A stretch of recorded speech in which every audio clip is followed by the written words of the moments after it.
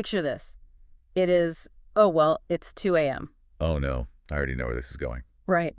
You told yourself you were going to start your work in exactly 5 minutes, just a quick breather. A very dangerous lie. Exactly. But somehow, instead of typing that first sentence, you have just spent the last 47 minutes reading about, like, why pigeons bob their heads when they walk. Yep. Been there.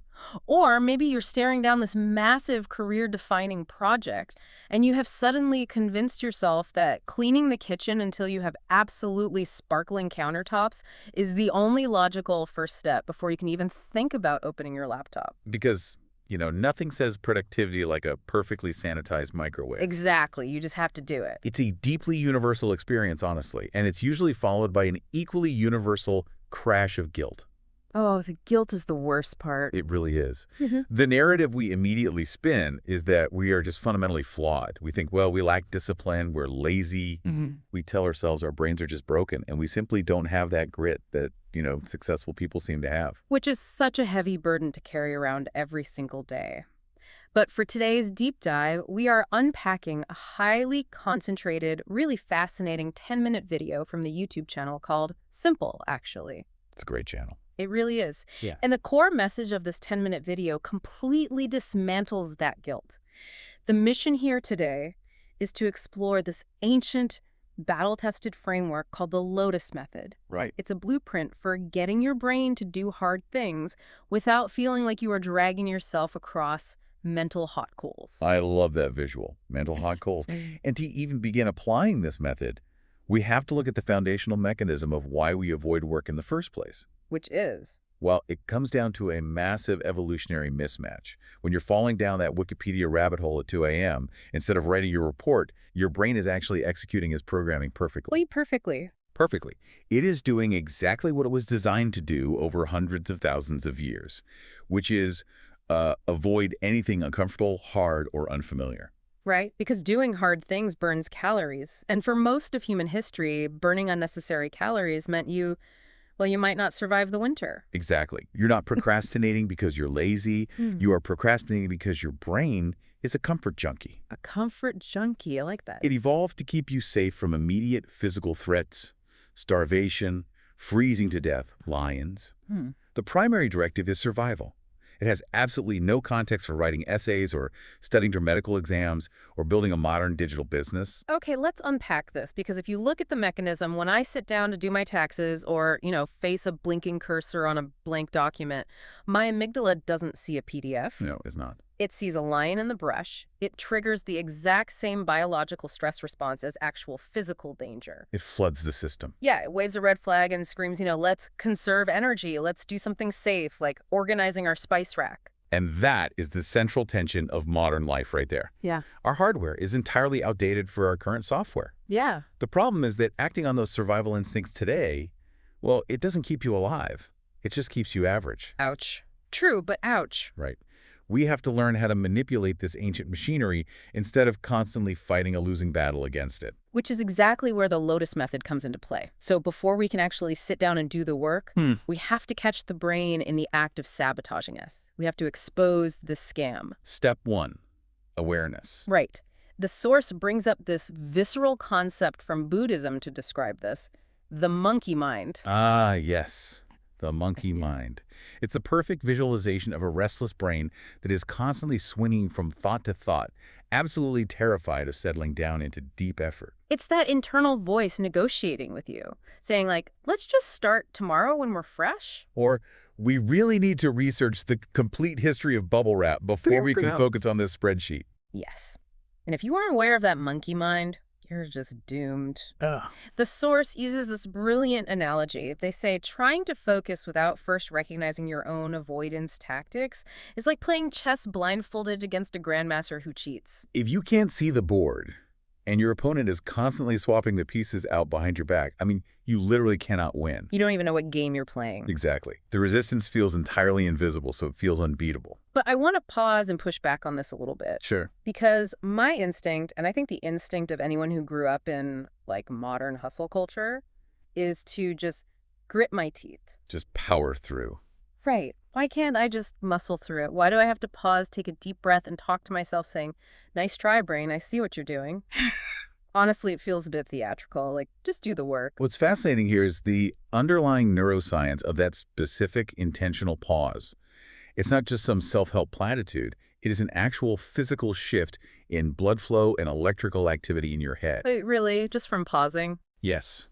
When you feel that frantic urge to clean the kitchen instead of working, you are trapped in the emotional reactive center of your brain. The threat response is totally running the show. The lion in the brush. Exactly. But the moment you pause and name the pattern, when you explicitly say out loud or in your head, this is avoidance, you force the brain to route energy into your prefrontal cortex. The logical adult decision-making center. Bingo. By labeling the emotion, you're literally starving the panic center of its power and handing the steering wheel back to the logical center. You take the blindfold off. You're dragging the cheating grandmaster into the light and forcing them to play by the rules. You turn an overwhelming, invisible sense of dread into a tangible, manageable thought process. Okay, so we've taken off the blindfold. We recognize that our brain is throwing a tantrum over a spreadsheet. But, recognizing the resistance doesn't magically write the spreadsheet for me. Sadly, no. So how do we cross that gap from not panicking to actually taking action without waking the amygdala back up? We have to shift from force to finesse. Finesse, okay, which requires borrowing a concept from Eastern philosophy. The video specifically mentions the teachings of Laozi.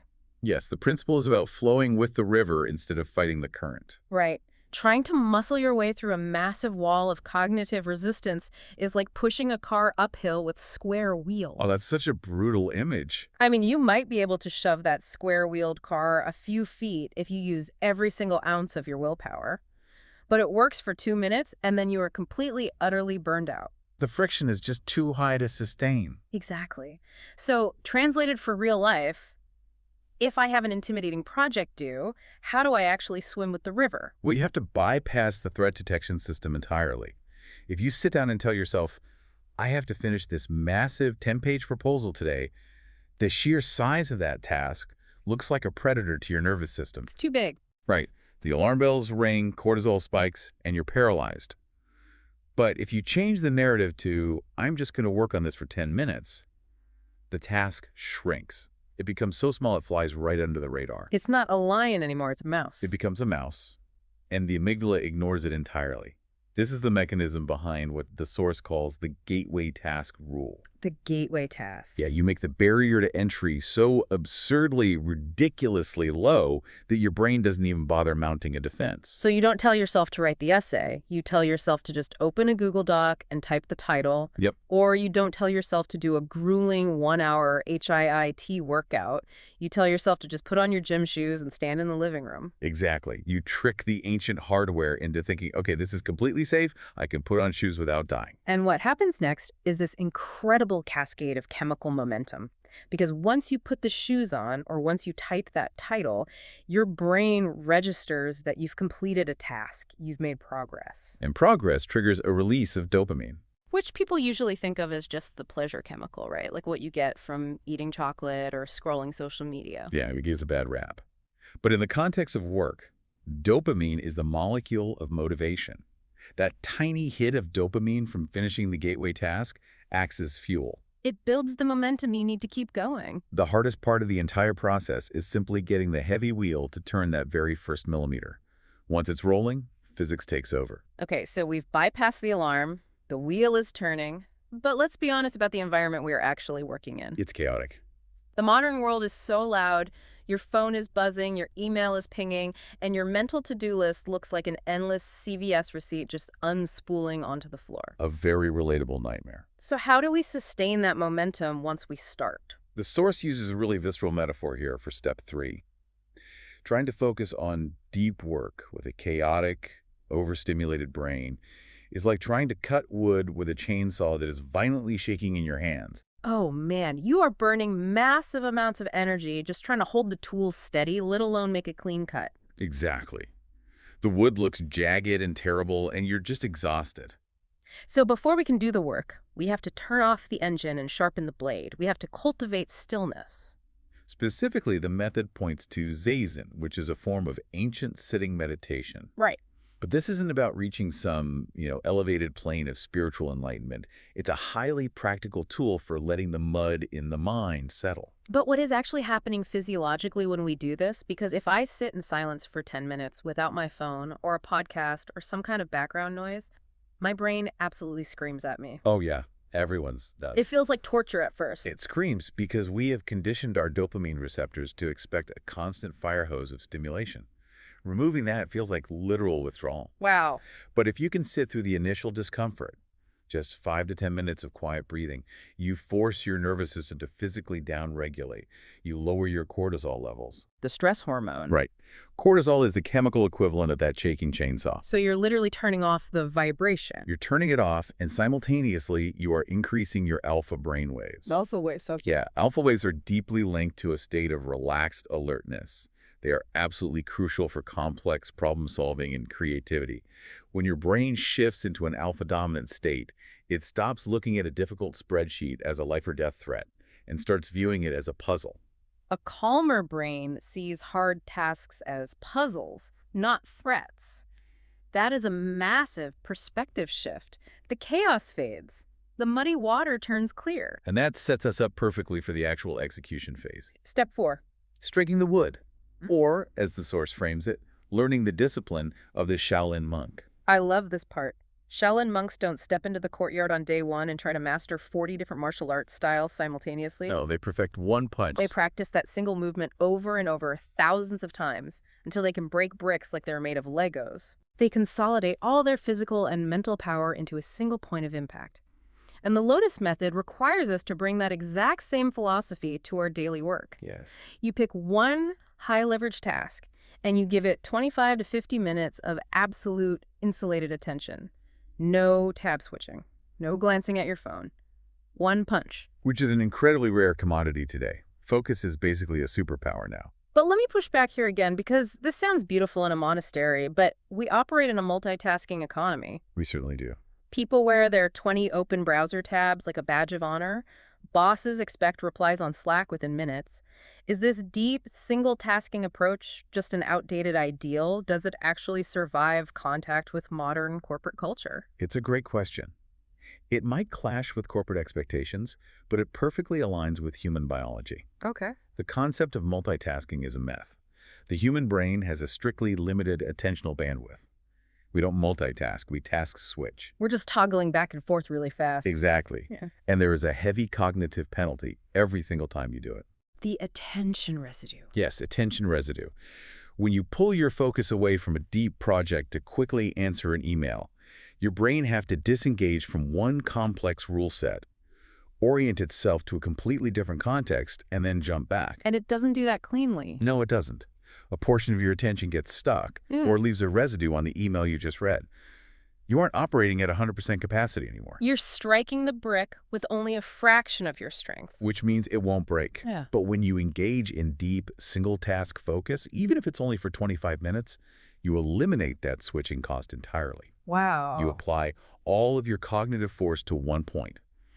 That is why working this way can literally make 2 hours of focused effort produce the same results as 6 hours of fragmented, chaotic multitasking.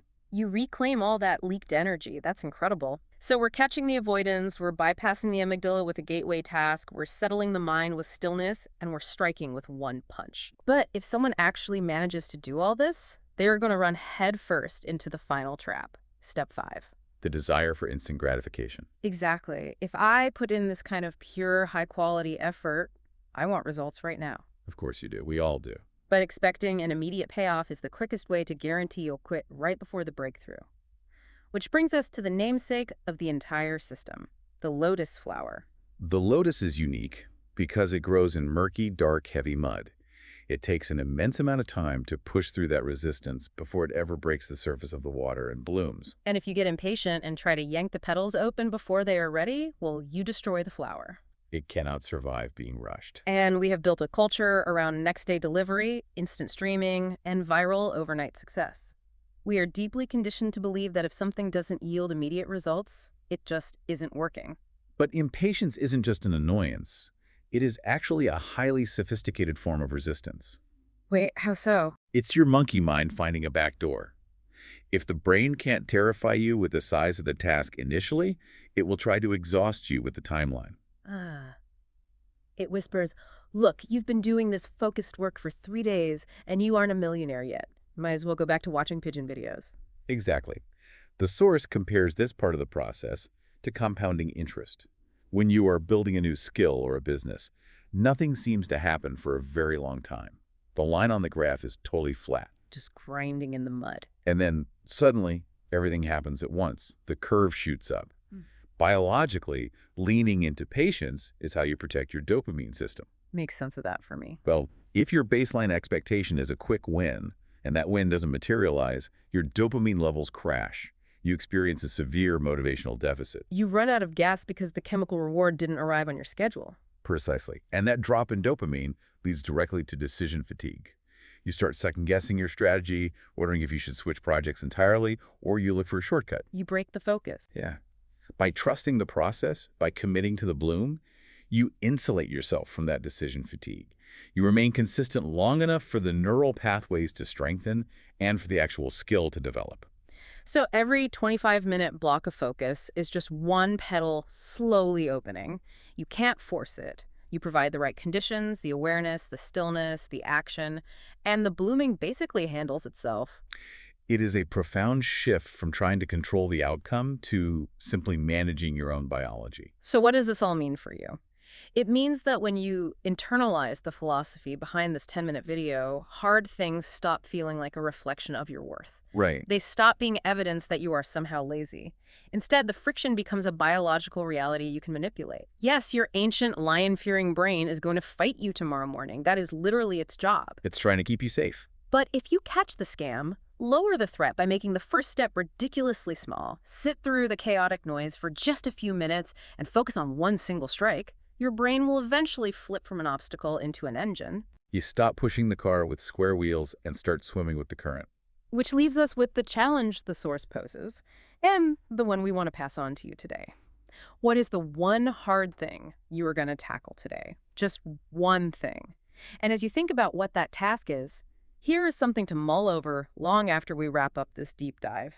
If our brains are truly this malleable, if we can intentionally disarm our own deep-seated evolutionary threat responses just by naming them, or by making a task artificially small, what else are we wrong about? Ooh, that's a big question. What other limitations or personality traits do we assume are permanent, fixed parts of our identity, but are actually just protective evolutionary mechanisms we haven't unmasked yet? How much of who we think we are is just our brain trying to keep us safely inside the cave? It's a powerful question to explore, and hopefully it's enough to keep you focused on your own blooming today, instead of researching the walking habits of pigeons at 2 a.m. tonight.